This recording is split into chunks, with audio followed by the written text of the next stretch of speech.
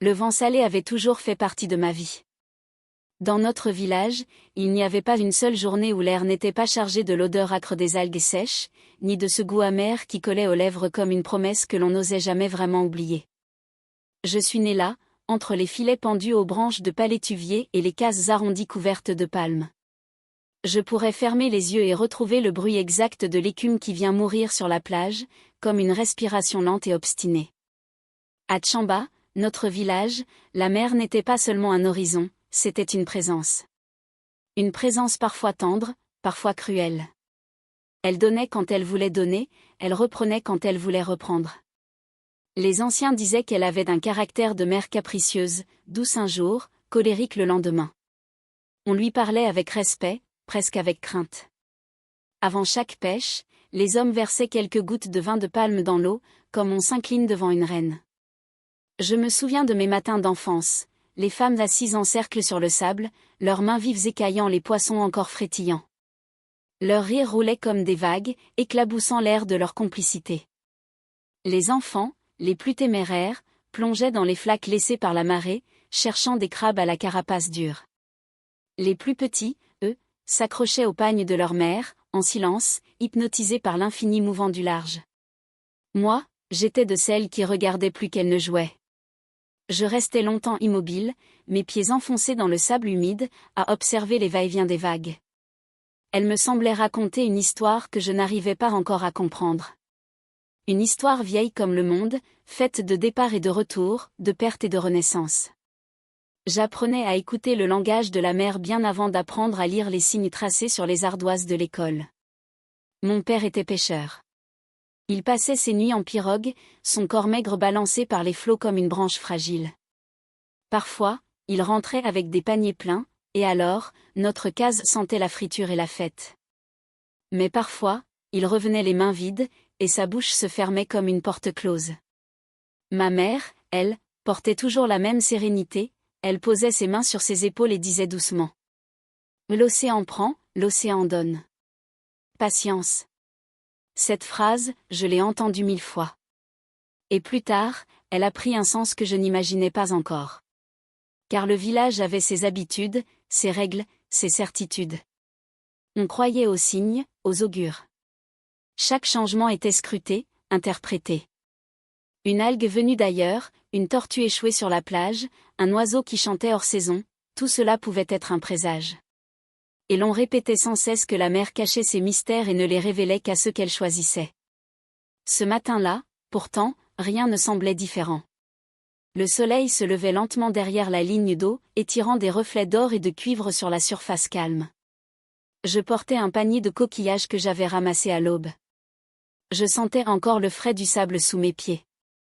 Je regardais les silhouettes des pêcheurs s'éloigner, leurs pirogues découpées dans la lumière rose du matin. Et pourtant, quelque chose, au fond de moi, s'agitait. Comme si l'air, saturé d'embrun, portait un secret.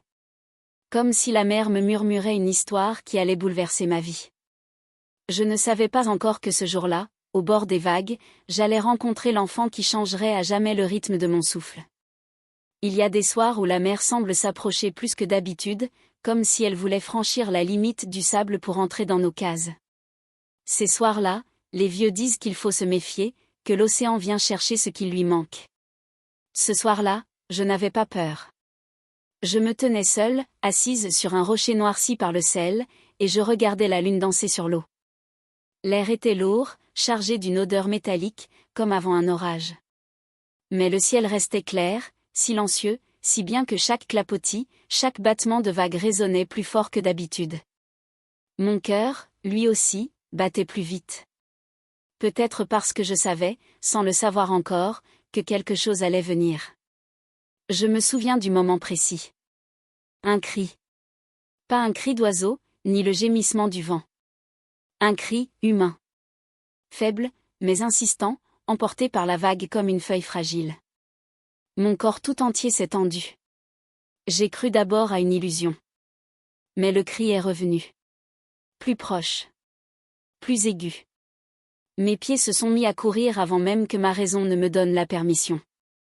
Je me suis précipitée vers la plage, là où l'écume avançait et reculait, comme une main hésitante. et c'est là que je l'ai vu. Un petit paquet d'algues, emmêlé de coquillages brillants, comme un berceau improvisé.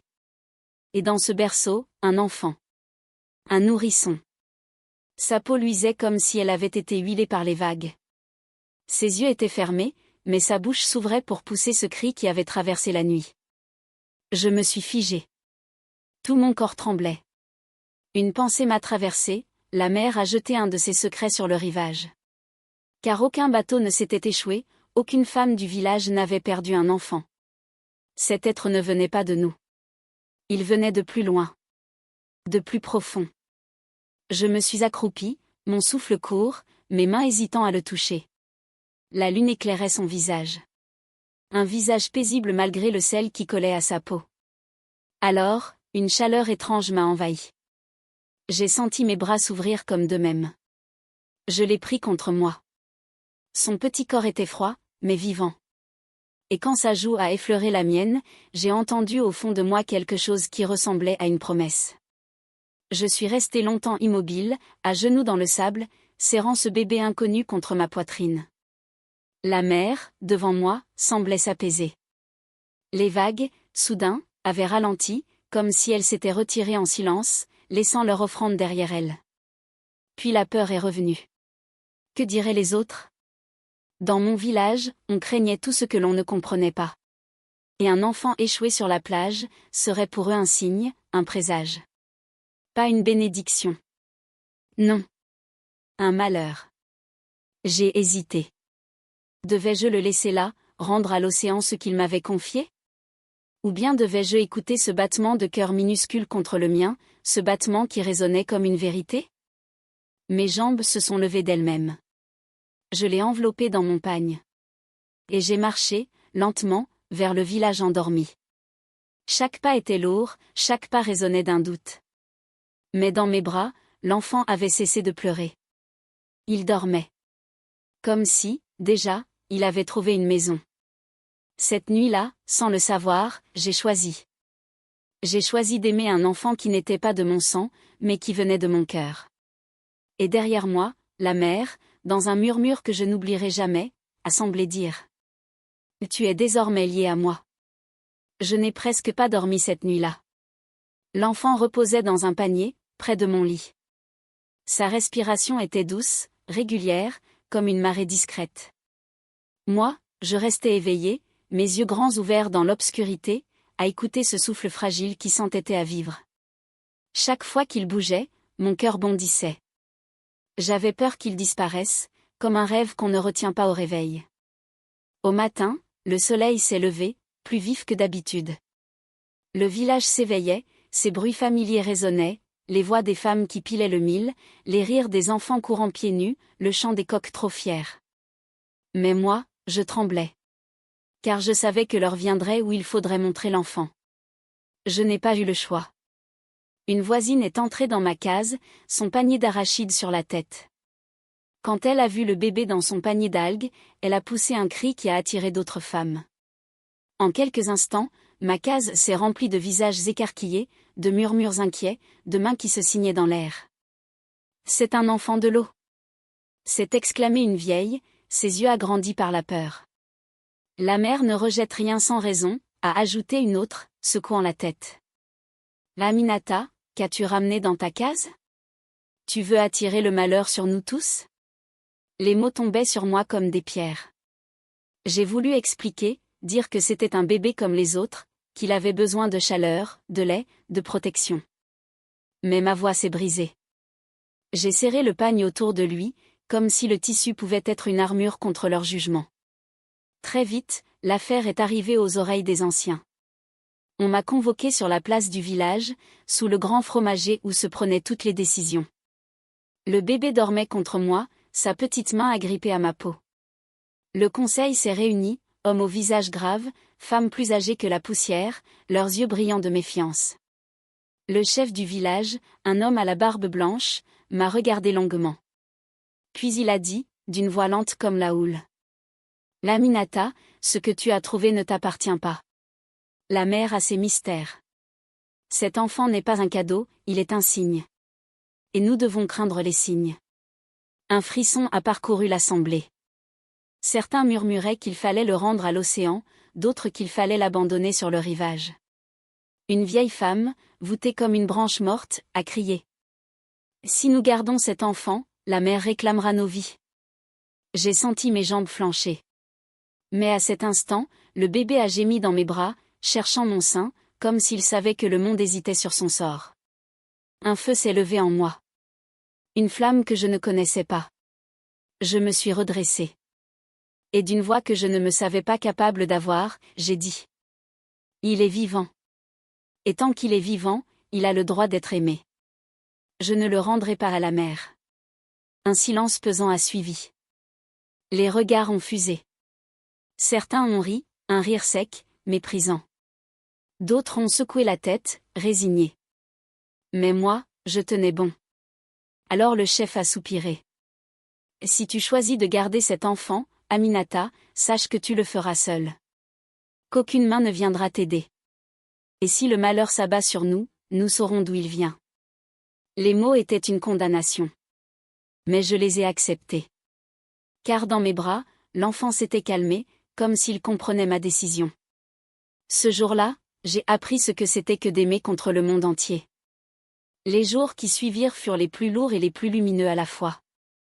Lourd parce que chaque regard posé sur moi portait un jugement, une méfiance, une accusation muette.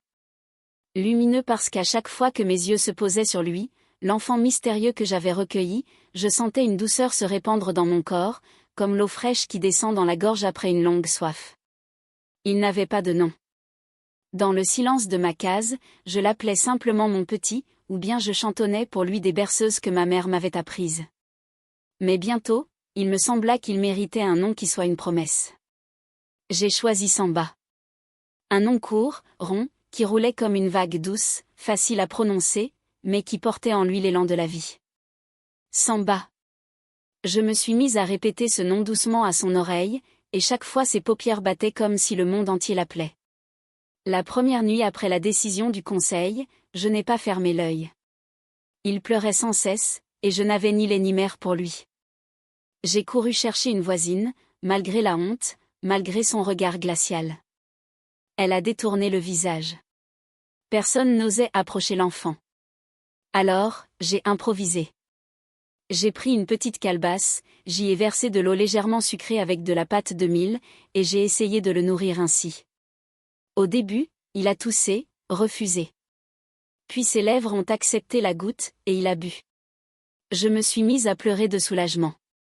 C'est ce soir-là que j'ai compris que je ne pouvais pas attendre des autres qu'ils partagent mon choix. J'avais choisi seule, et seule je devais tenir ma promesse. Les jours suivants, j'ai découvert combien un enfant est à la fois fragile et immense. Fragile parce que chaque pleur, chaque fièvre, chaque silence trop long me transperçait comme une lame. Immense parce qu'un seul sourire suffisait à effacer toutes mes peurs. Samba n'avait pas de famille selon le sang, mais il avait mes bras, ma voix, ma peau. Et cela suffisait pour qu'il grandisse. Le village, lui, me tournait le dos. Quand je passais, certains détournaient les yeux, d'autres murmuraient des prières en me voyant. Des enfants plus âgés riaient parfois, criant derrière moi. Voilà la mère des esprits. Chaque mot blessait. Mais chaque soir, quand je tenais Samba contre ma poitrine et que son souffle chaud caressait ma peau, je savais que je n'avais pas fait erreur. Je me suis mise à travailler 2 fois plus. Je tressais des paniers, je ramassais des coquillages que je vendais au marché des pêcheurs. Mes mains étaient écorchées, mais elles ne tremblaient pas. Car chaque pièce de cuivre, chaque poignée de riz gagnée signifiait une journée de plus où Samba pouvait vivre. Il y a eu des moments de découragement. Je me souviens d'un soir de pluie, où il avait pleuré des heures, inconsolable. Trempé, épuisé, j'ai failli le reposer sur le sable, comme pour dire à la mer. Reprends-le, je n'en peux plus. Mais quand j'ai posé mes yeux sur lui, j'ai vu sa petite main cherchant mon doigt. Et cette simple pression, cette minuscule force qui m'agrippait, m'a redonné le courage que je croyais perdu. Les saisons passaient. Petit à petit, Samba ouvrait les yeux plus grands, et dans son regard brillait une lumière étrange. Pas inquiétante. Non. Une lumière qui ressemblait à celle des vagues quand elles reflètent le soleil couchant. Une lumière qui semblait dire « merci ». Un soir, alors que je l'endormais, je lui ai murmuré. Tu n'es peut-être pas né de moi, Samba. Mais sache que c'est moi qui t'ai choisi. Et parfois, l'amour choisi est plus fort que l'amour du sang. Il ne pouvait pas comprendre mes mots, mais il s'est blotti contre moi avec un soupir de contentement. Et dans ce soupir, j'ai entendu une vérité simple, il m'avait choisi, lui aussi. Ce fut à ce moment que ma peur s'est apaisée. Peu importait ce que le village pensait, peu importaient les malédictions ou les moqueries. Moi, j'avais décidé d'aimer. Et dans cet amour, je trouvais une force plus grande que toutes les tempêtes. Les premières années de Samba furent comme une longue saison d'apprentissage, pour lui comme pour moi. J'apprenais à devenir mère sans l'avoir prévu, et lui apprenais à grandir dans un monde qui le regardait avec méfiance. Nous étions deux exilés, lui, rejeté de la mère qu'il avait portée, moi, rejeté du village qui m'avait vu naître. Pourtant, à deux, nous avions construit une maison invisible, faite de tendresse, de rire et de silence partagé. Chaque matin, quand le soleil se levait au-dessus de l'océan, j'ouvrais ma case et je le portais dehors. Ses yeux, grands, toujours curieux, s'accrochaient à la lumière comme s'il voulait la boire.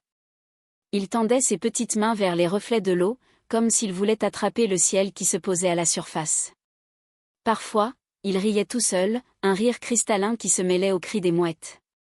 Je le regardais, et je me disais que cet enfant voyait quelque chose que nous autres, simples mortels, ne pouvions pas voir. J'avais fait de la plage notre terrain de jeu. Là où les autres enfants du village n'osaient pas trop s'approcher de lui, je l'amenais marcher dans le sable humide, ses petits pieds s'enfonçant à chaque pas. Ses cris de joie résonnaient plus fort que le ressac. Il aimait l'eau d'une manière étrange. Même bébé, il ne pleurait jamais quand je le lavais au bord de la mer. Au contraire, il battait des bras, riait, éclaboussait. L'eau semblait reconnaître son corps, le caresser plutôt que le heurter. Il y avait des signes que je ne voulais pas toujours voir. À peine savait-il marcher qu'il pouvait rester longtemps dans l'eau sans jamais tousser, sans jamais sembler manquer de souffle. Les autres enfants, eux, s'épuisaient vite. Samba, lui, flottait comme une feuille, tranquille, porté par les vagues. Il riait, et parfois même, il fermait les yeux, comme s'il conversait avec l'océan. Les villageois n'ignoraient pas ces détails. Ils les observaient de loin, et chaque sourire qu'ils voyaient sur son visage les remplissait de crainte. « L'enfant n'est pas comme nous », murmurait-il. On m'accusait d'élever un esprit, d'abriter un danger sous mon toit. Mais qu'importait leur murmure ? Moi, je voyais un enfant. Mon enfant. Et rien d'autre. Le soir, quand je rentrais de mes travaux, il m'attendait toujours avec impatience. Je le trouvais assis devant la case, les yeux fixés sur l'horizon, comme si la mer l'appelait sans cesse. Je m'asseyais près de lui, et il venait poser sa tête sur mes genoux. Alors, je lui racontais des histoires, celles de nos ancêtres, de nos héros, des femmes courageuses qui avaient affronté les colères du destin. Il écoutait, les yeux écarquillés, et parfois, il ajoutait, avec son sérieux d'enfant. Mais moi, je viendrai de la mer pour protéger ceux que j'aime. J'avais toujours un frisson en l'entendant. Comment pouvait-il dire de telles choses à son âge ? Mais je me contentais de sourire et de l'embrasser sur le front. Notre lien se tissait dans les détails. Dans la façon dont ses petits doigts attrapaient les miens quand il avait peur. Dans les éclats de rire partagés quand je le poursuivais autour de la case. Dans les silences du soir, quand nous contemplions ensemble l'océan. Chaque instant, aussi minuscule soit-il, ajoutait un fil à la toile invisible qui nous unissait. Pourtant, tout n'était pas facile. À l'école du village, les enfants le repoussaient. Ils disaient que sa peau sentait le sel, que ses cheveux avaient des reflets étranges. Samba revenait parfois en larmes, et je le serrais fort contre moi. Un soir, il m'a demandé, les yeux rougis. « Maman, pourquoi il ne m'aime pas ?» Mon cœur s'est brisé. J'ai caressé sa joue et j'ai répondu. « Parce qu'ils ne te connaissent pas, mon fils. Le monde a peur de ce qu'il ne comprend pas. Mais toi, tu n'as pas besoin d'être aimé par tous. Tu as besoin d'être aimé sincèrement. Et cet amour-là, je te le donne, de tout mon cœur. » Il a fermé les yeux et s'est endormi contre moi. Je suis resté longtemps éveillé à écouter sa respiration. Et dans le silence de cette nuit, j'ai compris que ma mission sur cette terre n'était pas de convaincre le village, mais de protéger cet enfant, quoi qu'il arrive. Les années coulaient comme un fleuve tranquille. Samba grandissait, et avec lui grandissaient mes forces, mes peurs, mes espérances. Chaque rideau de pluie, chaque saison sèche, chaque lune nouvelle ajoutait une pierre au chemin que nous construisions ensemble. Et dans ce chemin, malgré la solitude, il y avait une lumière que rien ne pouvait éteindre, l'amour choisi. Cet amour qui ne naît pas du hasard du sang, mais de la décision ferme de donner son cœur, jour après jour, même quand tout le reste du monde dit non. Il y a un âge où les enfants comprennent qu'ils sont différents. Jusqu'alors, Samba ne voyait que mes sourires, mes bras ouverts, la douceur de mes chansons le soir. Mais à mesure qu'il grandissait, il ne pouvait plus ignorer les regards qui se détournaient, les voix qui se taisaient à notre approche. Au début, ce n'était que des murmures. Des femmes qui, en me croisant au marché, baissaient la voix. Voilà celle qui nourrit l'enfant de la mer. Leurs yeux glissaient sur moi comme des lames. Mais Samba, trop occupé à attraper mes mains ou à me raconter ses rêves, n'y prêtait pas attention. Puis vinrent les rires. Des rires d'enfants, parfois plus cruels que des coups. À l'école, on l'appelait « l'enfant aux yeux d'eau » parce que ses pupilles semblaient parfois refléter les vagues. On l'accusait d'attirer les orages quand il se mettait à chanter tout seul. On le poussait, on lui arrachait ses ardoises, on cachait ses sandales. Samba rentrait alors, le dos voûté, les yeux rougis, et s'asseyait sans un mot près du feu. Je le regardais, et mon cœur se fendait. Mais je savais qu'il fallait plus que des caresses pour soigner ses blessures invisibles. Alors, je lui parlais. Je lui disais. Samba, écoute-moi. Le monde te juge parce qu'il ne te comprend pas. Mais ce que les autres appellent une différence, moi je l'appelle une lumière.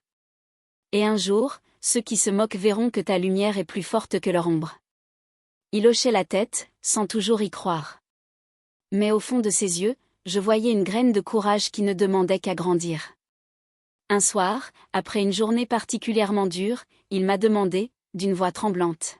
« Maman, suis-je vraiment ton fils ?» Ces mots ont résonné comme une gifle. J'ai pris son visage entre mes mains, et j'ai plongé mon regard dans le sien. « Tu es mon fils parce que je t'ai choisi, Samba. Parce que chaque jour, je t'aime comme si je t'avais porté dans mon ventre. Le sang fait les familles, mais l'amour les rend vraies. » Il s'est mis à pleurer, mais ce n'étaient pas des larmes de tristesse. C'étaient des larmes qu'il avait une douleur ancienne. Je l'ai serré longtemps, jusqu'à sentir ses sanglots se calmer contre ma poitrine.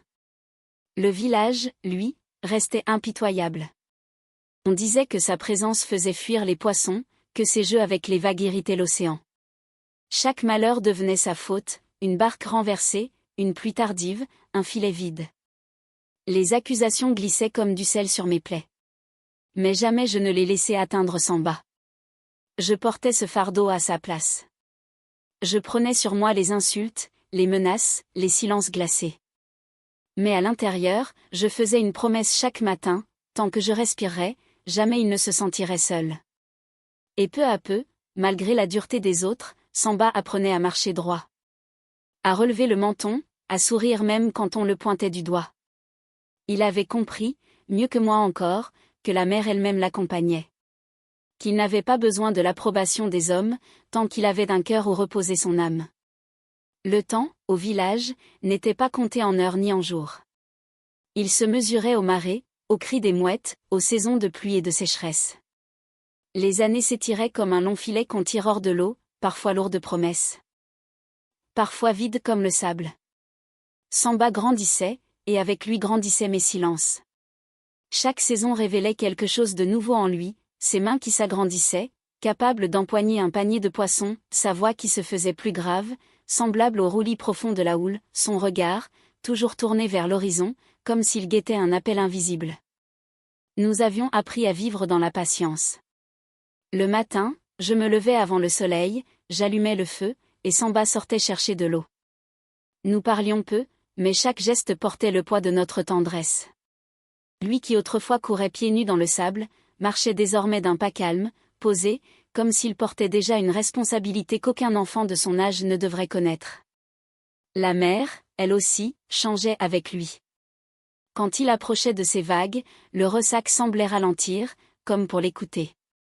Parfois, je le voyais assis sur un rocher, les yeux fermés, le souffle lent.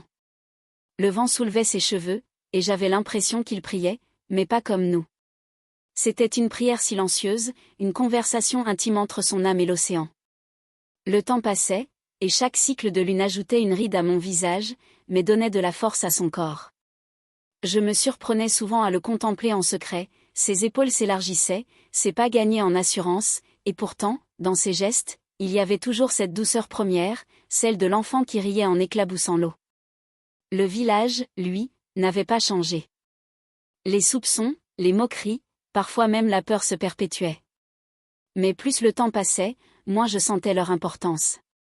C'était comme un vent sec qui souffle sur une maison bien ancrée, il grince, il secoue, mais il ne renverse pas. Car au cœur de ma maison, il y avait Samba, et au cœur de Samba, il y avait la mer. Un soir, alors que nous étions assis au bord du rivage, je lui ai demandé.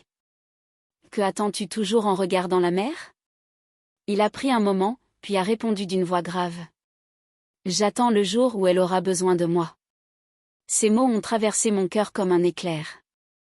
J'ai voulu protester, lui dire qu'il n'avait pas de mission, qu'il n'avait qu'à vivre sa vie d'homme. Mais je me suis tue. Parce que dans ses yeux brillait une certitude que je ne pouvais pas éteindre. Ainsi s'écoulait le temps, lentement, patiemment. Comme une graine qu'on arrose dans une terre aride, et dont on attend, sans se lasser, qu'elle devienne un arbre. Et dans cette attente, dans ce silence partagé entre nous et la mer, je découvrais une vérité que je n'avais jamais su dire à voix haute. L'amour que j'avais choisi pour cet enfant était devenu mon encre, mon souffle, ma raison de traverser les jours. Les anciens du village disaient toujours que la mer parle avant de se fâcher. Qu'elle envoie des signes, comme une mère qui gronde avant de punir. Pendant longtemps, ces paroles n'étaient pour moi que des proverbes. Mais cette année-là, je compris ce qu'elles signifiaient vraiment. Tout commença par un silence étrange. Les vagues semblaient hésiter avant de s'échouer, comme si elles retenaient leur souffle. Les mouettes, d'ordinaire bruyantes, se faisaient rares. Même le vent, ce compagnon fidèle de la côte, s'était apaisé, laissant derrière lui une lourdeur suffocante. Samba, lui, paraissait écouter quelque chose que je n'entendais pas. Souvent, il se levait en pleine nuit, sortait devant la case et fixait l'horizon. Ses yeux brillaient dans l'obscurité, et son corps immobile me donnait l'impression qu'il faisait corps avec les étoiles. Un soir, je l'ai suivi et j'ai posé ma main sur son épaule. « Que cherches-tu, mon fils ?» Il a mis du temps à répondre, puis a murmuré. « La mer appelle. Elle est en colère, et elle me demande de me préparer. » Mon cœur s'est serré. Je voulais croire à une imagination d'enfant, mais quelque chose, dans la gravité de son ton, m'empêchait de douter. Les signes s'accumulaient. Les filets revenaient vides, les poissons fuyaient les côtes. Les palmiers se penchaient dans une direction inhabituelle, comme s'ils tentaient de fuir. Les vieilles femmes du village se signaient en silence, et les hommes parlaient de malédiction. Naturellement, leurs regards se tournaient vers Samba. « C'est lui, » disaient certains. « C'est lui qui attire la colère de la mer. » Chaque accusation était comme une flèche empoisonnée dans ma chair. Mais Samba, étrangement, ne répliquait jamais. Il se contentait de garder le silence, ses yeux toujours fixés sur l'océan. Ce silence me faisait plus peur que n'importe quelle injure. Un jour, alors que le ciel s'assombrissait à une heure inhabituelle, une vieille du village vint me voir. Sa voix tremblait autant que ses mains ridaient. « Laminata, tu dois éloigner l'enfant. La tempête vient. Si elle nous frappe, ce sera à cause de lui. » J'ai ressenti à cet instant une colère brûlante. Mais au lieu de répondre, j'ai pris Samba par la main et nous sommes allés marcher sur la plage. Là, face à la mer noire qui grondait doucement, il m'a dit. « Maman, ne les déteste pas. Ils ont peur, comme les enfants ont peur de l'orage. Mais moi, je sais que quand la tempête viendra, je devrais rester. » Ces mots étaient trop grands pour son âge, trop lourds pour son cœur. Mais je compris qu'il ne venait pas seulement de lui. Quelque chose, quelque part, avait décidé de son destin. La nuit suivante, le tonnerre résonna au loin, comme un tambour invisible. L'air sentait le sel et la peur. Et moi, blotti contre Samba, je sus qu'une page allait se tourner. La nuit tomba d'un coup, comme si quelqu'un avait soufflé la flamme du monde. Le ciel, lourd depuis des jours, se déchira dans un grondement qui fit trembler la terre. Les nuages noirs, gonflés comme des bêtes sauvages, s'amoncelèrent au-dessus du village, et la mer, jusqu'alors contenue, rugit enfin de toute sa fureur. Les vents arrivèrent en rafales, si violents qu'ils déracinaient les palmiers, faisaient voler les toits de chaume comme des feuilles sèches. Les habitants, pris de panique, couraient en tous sens, serrant leurs enfants contre eux, fermant les cases à la hâte. Les cris se mêlaient au tonnerre, et bientôt, plus rien ne semblait exister que le chaos. Moi, je tenais Samba par la main. Son visage n'exprimait ni peur ni surprise, seulement une gravité profonde, comme s'il reconnaissait enfin le moment qu'il attendait depuis toujours. « Maman, l'heure est venue. » Avant que je puisse répondre, une vague gigantesque, plus haute que les cases du village, s'approcha de la côte. Elle avançait comme un mur liquide, prête à engloutir tout ce qui se trouvait sur son passage. Les habitants hurlèrent. Certains tombèrent à genoux, d'autres prirent la fuite. Mais moi, je restai figé, incapable de bouger, pétrifié par l'immensité de la catastrophe. Alors, Samba me lâcha la main. « Ne crains rien. Tu m'as donné l'amour. Laisse-moi, maintenant, donner la vie. » Ces mots, à la fois simples et insondables, me transpercèrent. Avant que je ne puisse l'arrêter, il courut vers la mer déchaînée. Son corps frêle semblait minuscule face à la vague monstrueuse, mais il avançait avec une assurance d'homme, d'esprit, de fils de l'océan. Il leva les bras. Le vent redoubla de violence, la pluie fouetta la terre, et tout le village retint son souffle. Soudain, un silence effrayant tomba, comme si le monde avait cessé de respirer. Puis la mer explosa de lumière. Les vagues, au lieu de s'écraser sur nous, s'enroulèrent autour de Samba comme des serpents lumineux, puis s'abaissèrent, dociles, à ses pieds. Les éclairs illuminèrent son visage, et je vis alors ce que je n'avais jamais voulu admettre, dans ses yeux, brillait l'océan tout entier. Il parla, mais ce n'était plus seulement sa voix. C'était le grondement de la mer, le souffle du vent, le chant des profondeurs. Je suis l'enfant des vagues. Mais je suis aussi le fils de l'amour. Et par cet amour, je ne détruirai pas, je protégerai. La vague immense, prête à nous engloutir, se fendit en deux. Elle contourna le village comme deux bras ouverts, puis s'effondra plus loin, dans un fracas qui fit trembler la côte entière. Quand le jour revint, le ciel était pur, la mer apaisée, et le village, miraculeusement, était encore debout. Au milieu des débris, Samba se tenait, épuisé, tremblant. Je courus vers lui, le serrai contre moi. Sa peau sentait le sel, ses cheveux gouttaient comme s'ils sortaient d'un long voyage. Mais dans ses yeux brillait la lumière douce de l'enfant que j'avais trouvé, des années plus tôt, au bord de la mer. Le village, d'abord muet, s'approcha. Les habitants, autrefois si prompts à juger, tombèrent à genoux devant lui. Ils avaient vu, eux aussi. Ils savaient. L'enfant qu'ils avaient rejeté venait de leur sauver la vie. Et moi, au milieu des larmes et des chants de gratitude, je compris enfin ce que signifiait son destin, il n'était ni seulement de la mer, ni seulement de la terre. Il était le pont fragile mais puissant entre les deux mondes. Et ce pont, je l'avais aidé à se construire, non par le sang, mais par l'amour. Le lendemain de la grande nuit, le village semblait autre. Les toits éventrés, les filets déchirés, les arbres déracinés témoignaient de la violence du chaos. Pourtant, il y avait une chose plus forte que les ruines, la vie. Chaque case tenait encore debout, et pas une seule âme n'avait été emportée.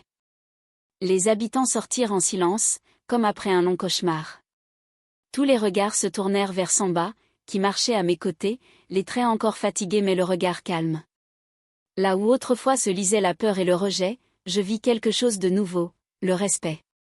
Un vieil homme, celui-là même qu'il avait souvent accusé d'être un signe de malheur, s'avança. Sa voix tremblait, non plus de colère mais d'émotion. Nous t'avons méprisé, rejeté, accusé. Et toi, enfant de la mer, tu nous as sauvés. Samba baissa les yeux, comme s'il ne comprenait pas ce qu'on attendait de lui. Mais je le sentis glisser sa main dans la mienne, et je compris qu'il avait encore besoin de mon ancrage, même dans la reconnaissance.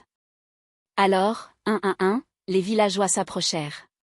Certains posèrent une main sur son épaule, d'autres se mirent à genoux. Les enfants, ceux qui s'étaient moqués de lui autrefois, l'entourèrent avec admiration. On chantait déjà des louanges, des chants improvisés qui parlaient de « l'enfant aux yeux d'eau », devenu le gardien du village. Pourtant, Samba ne se laissait pas enivrer par cette gloire soudaine. Il me dit doucement, à voix basse. « Maman, ce n'est pas moi, c'est l'amour que tu m'as donné. Sans toi, je n'aurais jamais su ce que c'est que protéger, ou choisir la vie. » Ces mots étaient simples, mais ils contenaient toute la vérité. Je sentis les larmes couler sur mes joues, et je ne cherchais pas à les retenir. Les jours suivants furent consacrés à la reconstruction. Mais cette fois, les villageois vinrent vers moi, m'offrirent leur aide, m'apportèrent du bois, des vivres. Le mur invisible qui me séparait d'eux depuis tant d'années s'effritait peu à peu. Non parce qu'ils avaient changé par eux-mêmes, mais parce qu'ils avaient vu la preuve éclatante que l'amour que j'avais choisi n'était pas une faiblesse, mais une force capable de sauver des vies. Chaque soir, Samba et moi retournions au bord de la mer. Il restait silencieux, les pieds dans l'eau, le regard perdu dans l'horizon. Moi, je l'observais, sachant que son lien avec l'océan ne s'était pas brisé, qu'il restait ce pont fragile entre deux mondes. Mais désormais, il n'était plus seul. Derrière lui, il avait un village entier, prêt à l'aimer, à le reconnaître. Et dans le murmure des vagues, je compris enfin la leçon que la vie avait voulu m'enseigner, le sang fonde des familles, mais l'amour les rend vrais. L'amour choisi, celui qu'on offre sans obligation ni lien biologique, peut faire pousser des racines plus profondes que n'importe quelle filiation. Car l'amour que j'avais donné à Samba avait traversé la peur, les insultes, la solitude. Et cet amour-là avait eu la force de transformer un enfant rejeté en sauveur, et un village aveugle en communauté réconciliée. Et chaque fois que la mer grondait, au loin, je n'avais plus peur. Parce que je savais qu'elle aussi avait appris quelque chose, que l'amour, quand il est sincère, peut apaiser même les tempêtes. Si cette histoire vous a plu, n'oubliez pas de laisser un « j'aime », de vous abonner, de la partager avec vos amis pour les emmener dans cet univers d'histoires édifiantes, les unes comme les autres, et d'activer la cloche de notification pour continuer l'aventure avec nous.